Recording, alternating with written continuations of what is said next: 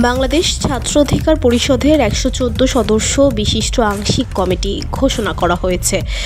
বাংলাদেশ ছাত্র অধিকার পরিষদের সভাপতি বিন ইয়ামিন মোল্লা ও সাধারণ সম্পাদক নাজমুল হাসান স্বাক্ষরিত এক প্রেস বিজ্ঞপ্তিতে রোববার কমিটি ঘোষণার এই তথ্য জানানো হয়। এতে ২৪ জনকে সহসভাপতি, ২৩ জনকে যুগ্ম সাধারণ সম্পাদক, ১০ জনকে সাংগঠনিক সম্পাদক, ৩২ জনকে সম্পাদকীয় পদে, ১৭ জনকে সহ সম্পাদকীয় পদে এবং ৮ জনকে সদস্য করা হয়। জুলাই গণ অভ্যুত্থানের স্মৃতি সংরক্ষণের জন্য জুলাই গণ অভ্যুত্থান স্মৃতি সংরক্ষণ ও গবেষণা বিষয়ক সম্পাদক পদে একজনকে পদায়ন করা হয়েছে।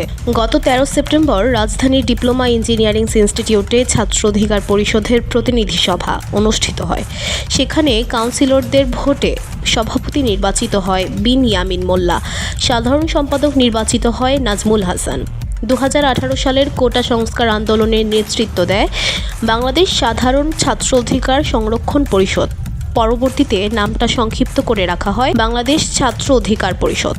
২০১৯ সালে ডাকসু নির্বাচনে ছাত্র অধিকার পরিষদের প্যানেল ভিপি নির্বাচিত হয় নুরুল হক নূর। বিগত বছরগুলোতে শিক্ষার্থীদের যৌক্তিক দাবিতে সোচ্চার ছিল সংগঠনটি। একই সাথে ফেসিবাদ বিরোধী আন্দোলনেও গুরুত্বপূর্ণ ভূমিকা পালন করে এই ছাত্র সংগঠনটি। VOD Bangla news desk.